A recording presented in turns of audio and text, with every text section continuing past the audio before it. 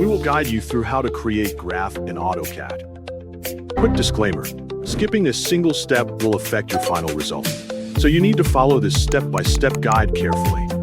If this guide helpful, don't forget to like and subscribe. First, don't forget to comment if you still need our help or want to ask something, and we will reach you as soon as possible. Second, begin by launching AutoCAD by double-clicking the AutoCAD icon on your desktop or selecting it from the Start menu.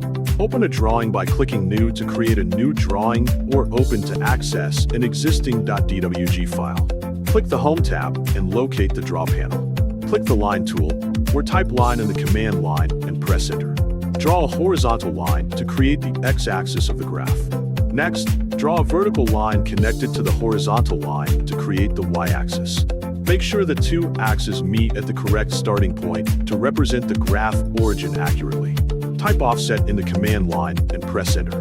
Enter the desired spacing for the graph divisions. Then create evenly spaced horizontal guidelines across the graph area.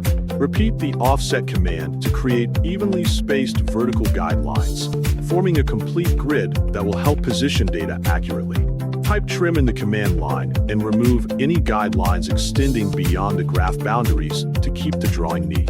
Click the 𝗟𝗚𝗏 tool or type text in the command line to add labels for the x-axis and y-axis.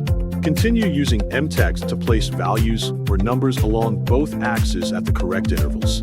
Next, type PO in the command line, or use the point command, then enter the coordinates for each data point to place them on the graph.